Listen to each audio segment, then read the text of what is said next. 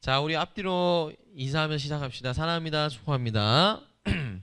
네, 사랑합니다. 축복합니다. 네. 자, 우리 오늘 설교 제목이 뭐냐면 마스크를 안 쓰니까 이상해요입니다. 아, 우리가 이제 그죠? 아주 얼마 전 그러니까 올 초까지만 해도 여러분들이 다 마스크를 썼었어요. 그죠?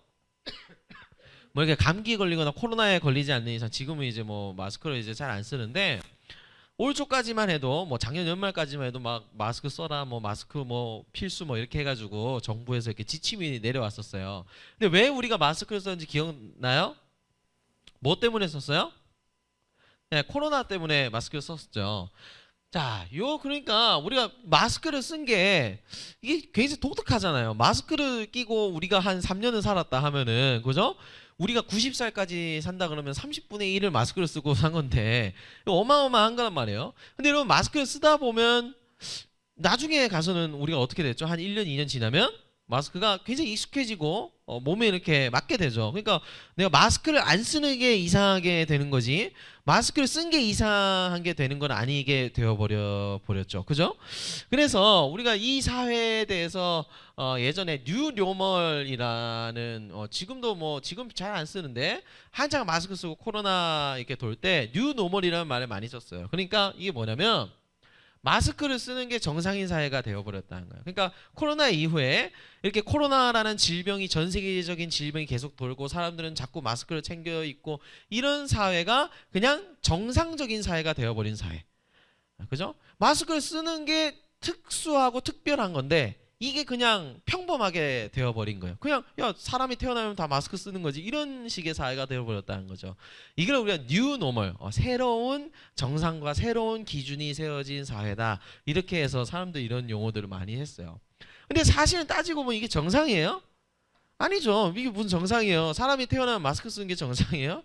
아니지. 마스크를 안 쓰고 그냥 사는 게 정상이죠. 그런데 이게 너무 익숙해지고 또 이런 사회가 되다 보니까 마스크를 쓰는 사회가 이런 새로운 기준이 되고 가치가 되는 사회가 우리가 한 3년 정도 됐었어요. 그래서 뉴 노멀 그렇죠? 우리 애기들한테도 엄청나게 영향이 있어요. 이 친구가 태어난 지 한 몇 살 됐을 것 같아요? 몇 살 됐을까요? 아니 몰라서 진짜 인터넷에서 보았는데 몰라가지고 자 뭐 하여튼 뭐 한 2살 될까요? 2살? 그죠?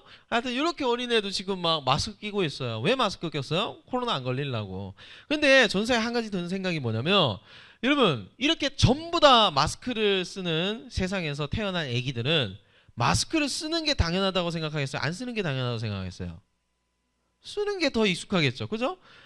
지금 4살 정도인 애기들은 자기의 인생의 4분의 3을 마스크 쓰고 살았는데 어, 마스크를 벗는 그 순간부터 뭐 이상해 꺼림칙해 이렇게 되지 않겠어요. 그죠? 그러니까 마스크를 쓰는 게 정상인 뉴노멀 사회에서 태어난 애기들은 이 사회가 마스크 쓰는 게 정상이 아닌 거야 이거 특별한 거야 라는 거를 어떻게 알 수가 있겠어요. 그죠? 뭐 알려줘도 잘 모르죠. 아유 태어나 보니까 마스크 썼는데 이게 왜 비정상이야 이렇게 얘기하겠죠. 얼마나 안타까워요. 그죠? 숨도 쉬기 불편하고. 자 그런데 우리는 알아요. 비정상이에요 이거는. 모든 사람들이 마스크 쓰고 그렇게 산다고 해서 그건 정상이 아닌 정상이라 할 수 없어요. 또 기준이라 할 수 없죠. 모든 사람이 태어나 보니까 마스크 쓰고 모든 사람이 코로나 피해가지고 뭐 어떻게 하고 모든 사람이 그렇게 한다고 해서 이게 지금 정상인 상태다. 이게 또 하나의 기준이다. 이렇게 우리가 얘기할 수는 없는 거죠. 자, 이런 마찬가지예요. 아담과 하와가 지난주에 어떻게 됐어요? 쫓겨났어요. 그죠? 선악과를 먹고 이제 타락해서 하나님의 처분에 의해서 에덴 동산에서 이제 쫓겨났단 말이에요. 추방당했어요. 자, 그리고 아담과 하와는 이제 죄와 싸워야 돼요. 그죠? 죄의 유혹과 싸워야 돼요. 이전까지는 죄라는 게 뭔지도 몰랐던 채 그냥 살았던 아담과 하와인데 이제는 죄와 싸워야 되는 죄라는 이 질병과 싸워야 되는 새로운 뉴노멀 시대가 아담과 하와한테 이제 열린 거예요. 이제 본인들이 이걸 겪어본 적도 없는데 이 죄라는 것과 싸워야 되는 거예요. 악한 것과 싸워야 되는 거예요. 그런데 아담과 하와도 처음에는 이게 충격이었겠죠. 아 하나님과의 관계가 끊어졌구나. 어떡하지? 근데 살아가면 살아갈수록 이게 사람이 어떻게 되냐면 점점 적응이 돼요. 무뎌져요. 그래서 아담과 하와도 나중에 가면은 한 몇백 년 살잖아요. 몇백 년 살면서 야 내가 하나님께 죄 지었고 내가 죄인인 게 비정상인 거구나 라고 생각하는 게 아니라 내가 죄인인 게 정상인 거구나 이렇게 생각하게 되는 순간이 또 와요. 내가 죄의 가운데 머물러 있고 내가 하나님과 관계가 끊어진 이 상태가 그냥 일반적인 상태구나. 그 어쩔 수 없는 그냥 사람으로서 그냥 이렇게 살아가는 거구나. 이렇게 느꼈던 상태가 됐어요. 그리고 그 상태에서 누가 태어나냐면 아들 둘이 태어납니다. 첫째는 가인이고 둘째는 아벨이에요. 자, 여러분 가인과 아벨은 아까 애기랑 똑같죠. 우리 애기가 마스크 쓰는 세상에서 태어나면은 마스크가 이상한지 안다고 모른다고요? 잘 모른다고요. 그러니까 가인과 아벨도 온 세상에 죄가 다 퍼진 사회, 자기 엄마 아빠도 죄인인 사회에서 태어났어.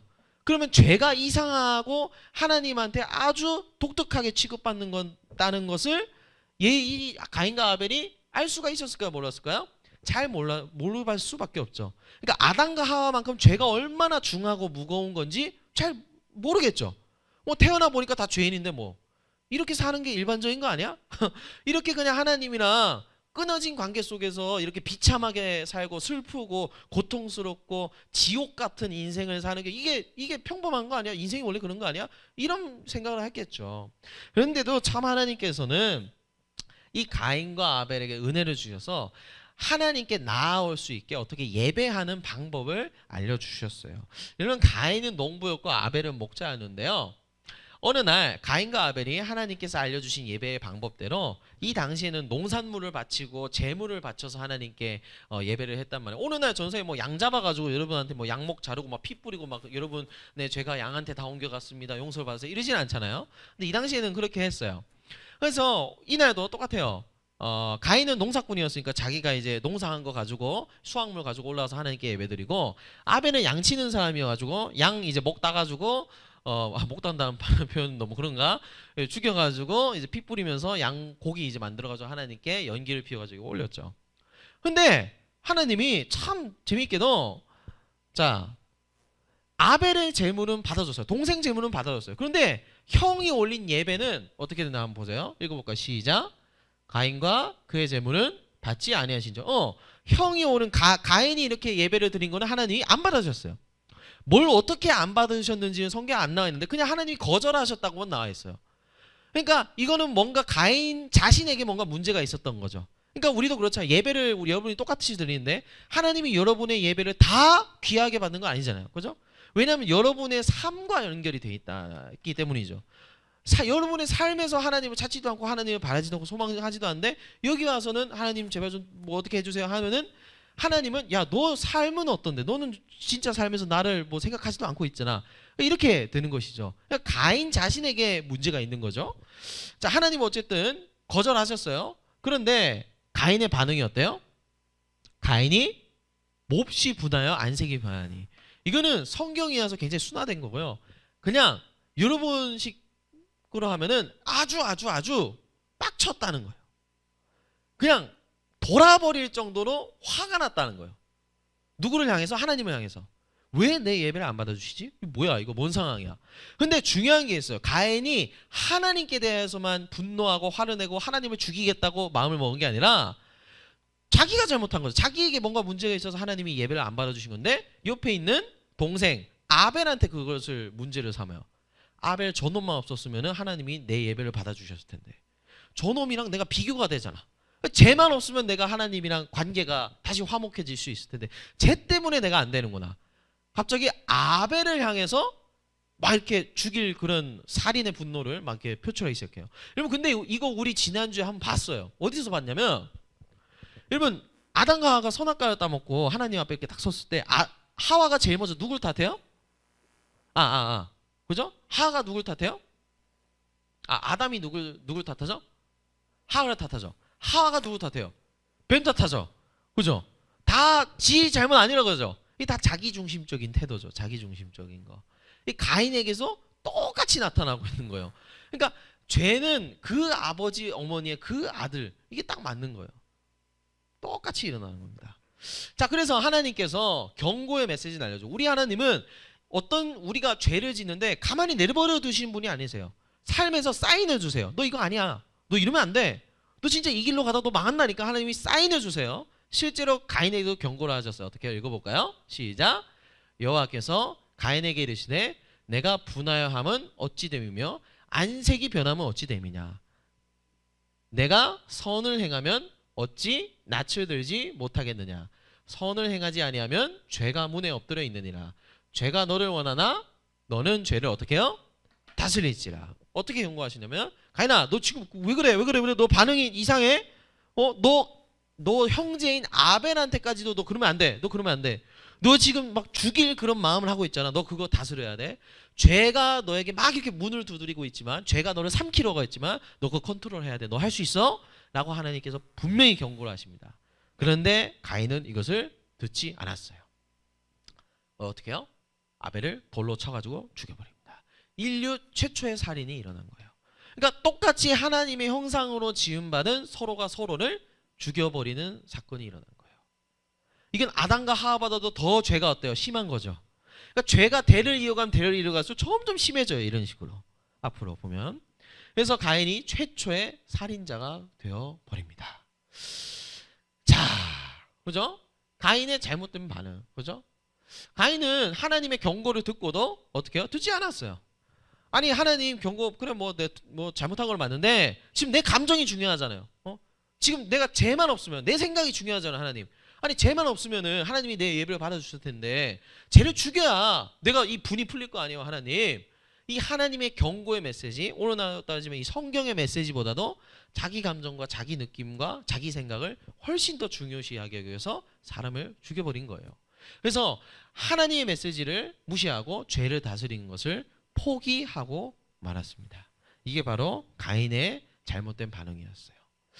자, 여러분 오늘 우리도 똑같은 상황에 놓여있다 할 수 있습니다. 여러분 매트릭스라는 영화 아나요? 이게 하도 오래 돼가지고 전도사님이 3살 때 나온 영화입니다. 이게 뭐냐면 이런 거예요. 그러니까 이 주인공이 이렇게 잘 살다가 어느 날 이 세계 전체가 뭔가 이렇게 보이지 않는 이런 AI들, 그죠? AI들과 이 보이지 않는 어떤 세력에 의해서 이 세계가 돌아가고 있다는 것을 어떤 주인공이 깨닫게 됩니다. 어떻게 깨닫냐면 어떤 사람이 와가지고 야 빨간 약 먹을래 파란 약 먹으래 합니다. 빨간 약은 이 세계에 대한 모든 진실을 알려주는 약이었고 파란 약은 그냥 모른 채 그냥 이 세계에 불편한 걸 모른 채 그냥 살 수 있는 약이었어요. 근데 뭘 택해서 먹어요? 빨간 약 먹죠 결국에는. 그래서 이 세계의 진실을 알아봐요. 그 세계의 진실이 바로 전서의 앞에서 말한 이 세계에 뭔가 보이지 않는 이런 어떤 세력들이 이 세계를 쥐락펴락하고 있고 이 세계의 모든 건 다 가짜다. 가짜. 그러니까 내가 예를 들어서 물을 먹어요. 물이 뭐 차갑다 뭐 물맛이 막 느껴지고 하잖아요. 그죠? 근데 이 물맛이나 이런 것도 다 착신 거예요. 이런 것도. 그죠? 그래서 이런 것들을 이제 이 주인공이 알게 되고 야 이제 우리가 이 매트릭스 세계 이 잘못된 이 세상의 세계를 이거 다 부셔버리자 이거 다 없애버리자 해가지고 반란군을 이제 조성을 합니다. 근데 이 반란군에서 계속 활동을 하는데 이 일이 너무 힘들잖아요. 그죠? 아주 막 이 세상의 이 배후 세력들과 이 악한 세력들과 싸우는 게 얼마나 힘들어요. 그래서 이 주인공이 반란군을 이렇게 꾸리고서 잘 하다가 한 사람이 이제 누구야? 사이퍼인가? 그 어떤 사람이 배신을 합니다. 나는 더 이상 너네랑 못하겠다. 반란군 활동 못하겠다. 그냥 나는 진실을 알지만 그냥 진실을 모른 채 하면서 그냥 살겠다. 그냥 나는 이렇게 사느니 그냥 바보처럼 모른 척하면서 사는 게 훨씬 더 나은 인생이라 생각한다. 그래서 반란군 활동 포기하고 이제 돌아가 버립니다. 이게 매트릭스라는 영화인데 굉장히 기독교적이에요. 그래서 여러분들이 한번 이렇게 보면은 꽤 재미있을 것 같기는 한데 오늘도 똑같습니다. 여러분은 빨간 약을 다 먹었어요. 우리도. 그러니까 여러분도 여러분 모르게 이 세상이 얼마나 타락했고 죄가 무엇이고 예수님이 그 죄를 위해서 무엇을 하셨고 하나님이 어떤 분이신지를 여러분들은 이미 알아버렸어요. 그런데 여러분 생각해 보세요. 학교에 하나님 모르고 예수님 모르고 죄가 뭔지 모르는 친구들은 우리랑 다른 점이 뭐냐면 걔네들은 막 살아도 돼요. 그죠? 돼요 안 돼? 걔네들 막 살아도 돼요. 왜요? 기준이 없잖아요. 자기 자신이 기준이잖아요. 그러니까 내가 막 쾌락을 추구하면서 살든 내가 내 성공을 위해서 살든 내가 마음대로 살든 걔네들은 상관이 없어요. 왜냐면 하나님은 모르기 때문이에요. 알약을 안 먹었기 때문이에요. 근데 우리는 어떻게 해요? 그렇게 살 수가 없어. 왜죠? 이미 하나님에 대해서 알아버렸고 죄가 뭔지 알아버렸고 예수님이 어떤 분인지 알아버렸어요. 그래서 우리는 알기 전의 상태로 돌아갈 수가 없어요. 이미 알아버렸기 때문에. 아까 그 매트릭스 주인공처럼. 그래서 우리를 하나님께서는 마치 이 세상의 모든 죄와 악에 대한 반란군으로 하나님께서 우리를 부르신 거란 말이에요. 그런데 이 일은 여러분 이 정말 쉽나요 이게?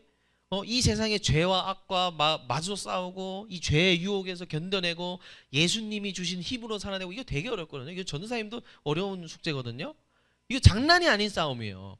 그러다 보니까 어떻게 해요? 가룟 유다처럼 예수님을 배신하고 떠나는 사람들도 생기고 믿음을 버리고 포기하는 사람들도 생겨나죠.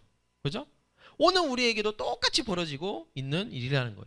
가인이 오늘 바로 그 사람이라는 것이죠. 가인은 이 세상에 맞서서 이 세상의 악과 또 나에게 놓여있는 이 죄의 유혹에 맞서 싸우는 걸 포기했어요.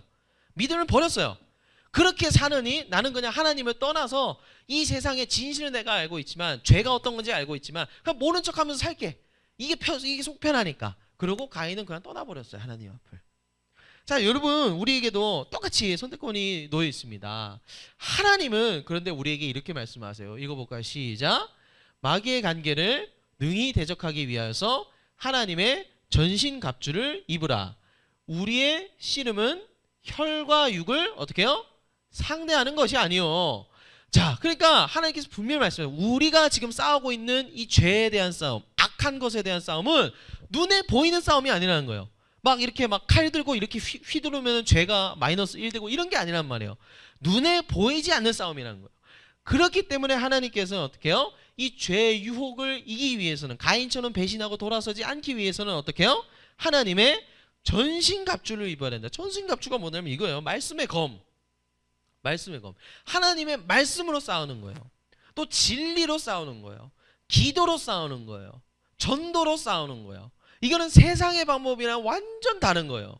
세상은 그냥 대충 이렇게 머리 굴려가지고 이렇게 탁탁탁 계산해가지고 아 이렇게 하면은 뭐 쟤네들은 우리가 이기겠지 이렇게 하지만 우리는 절대 그렇게 해서 이길 수 없다고 하나님은 말씀하신 거예요. 너네는 하나님의 말씀으로 싸우는 사람들이고 하나님의 사랑으로 싸우는 사람들이고 하나님의 은혜로 싸우는 사람들이다. 그렇게 해서만 죄를 이겨낼 수 있다. 하나님은 말씀하신 거예요. 그리고 중요한 것은 자 읽어볼까요? 시작. 이것을 너희에게 이르는 것은 너희로 내 안에서 평안을 누리게 하려 함이라. 세상에선 너희가 환난을 당하나 담대하라. 내가 세상을 이겨노라. 저는 제일 좋아하는 성경에서 제일 좋아하는 말씀입니다. 내가 누구냐면 예수님입니다. 예수님이 직접 하신 말씀이에요. 담대하라. 내가 어떻게 해요? 세상을 이겨노라. 누가 세상을 이미 이기셨다고요? 예수님께서 이미 예수님께서 십자가의 죽으심으로 이미 이 세상을 이겨놨어요. 그러니까 지금 세상은 따지고 보면 이런 거예요. 축구로 따지면 후반전 추가 시간 3분 남은 상황이에요. 그런데 우리가 한 95대 0으로 이기고 있어요. 그럼 여러분 상대방이 96점을 득점해서 이길 수가 있나요? 죽었다 깨어나도 못 이겨요. 죽었다 깨어나도. 뭔 짓을 해도 못 이겨요. 이미 다 이겨놓은 상황이로 경기만 마치면 되는 상황이에요. 그렇기 때문에 예수님이 이미 이 죄에 대해서 십자가로 이기셨기 때문에 그 예수님만을 우리가 붙들고 예수님 나에게 힘을 주세요. 저한테 음란의 죄가 있어요. 제가 이간질하는 습관이 있어요. 제가 거짓말하는 습관이 있어요. 제가 자꾸 악한 것에 걸려 넘어져야 하는 그런 유혹에 찾아와도 내가 예수님 생각을 하고 예수님을 떠올리고 예수님을 마음에 품을 때 우리가 죄를 이길 수가 있다. 성경이 비결을 딱 말해주는 거예요. 그래서 우리가 가인처럼 포기하고 믿음을 버리고 그냥 그 매트릭스 그 배신자처럼 그냥 가버리는 게 아니라 이미 이 세계를 알아버렸잖아요. 여러분은 이미 이 세계를 하나님이 누구신지 그 믿음을 여러분이 가져버렸잖아요. 그러면은 예수님만 붙잡고 열심히 하루하루를 싸워 나가는 겁니다. 이미 예수님께서 이긴 세상을 이겨 나가는 것이죠. 사랑하는 여러분, 이제 여러분은 이제 내일부터 학교도 가고 학원도 가고 이제 일상에서 계속 여러분들의 삶을 살아갑니다. 그죠? 참 바쁘고 인간관계 때문에도 복잡하고 스트레스 받고 그죠? 이런 삶이 여러분 계속되지만 여러분 가운데에서 어떤 놓여있는 죄의 유혹, 그죠? 자꾸 인간관계 사이에서 내가 어떤 이런 유혹을 받는다. 혹은 개인적인 문제, 뭐 음란의 문제라든가, 뭐 신앙적인 문제라든가, 자꾸 절망하게 되는 문제라든가, 정신적인 문제라든가 이런 것들 여러분 찾아올 때 우리 힘으로는 절대 못 이겨요. 성경이 말하는 건 이거예요. 우리 힘으로 안 돼요. 가인도 하나님의 직접적인 조언을 받았는데도 못 이겼어요. 우리 힘으로 안 됩니다. 예수님께서 여러분의 손을 잡아주시고 팔을 붙들어 주셔야 여러분은 이길 수 있는 거예요. 죄에서부터 승리를 할 수 있다는 것을 여러분이 반드시 기억하면서 한 주간의 삶을 하나님 안에서 슬기롭게 보내는 우리 사랑하는 여러분 되기를 소망합니다. 아멘. 그래서 우리 함께 찬양할 텐데요. 오늘은 그럼에도 불구하고 함께 찬양하고요. 또 이제 플리마켓 얼마 남지 않아서 또 태신자 작정 위해서 기도하고 또 우리 수능이 진짜 얼마 남지 않았어요. 우리 수능과 입시를 위해서도 함께 기도하겠습니다.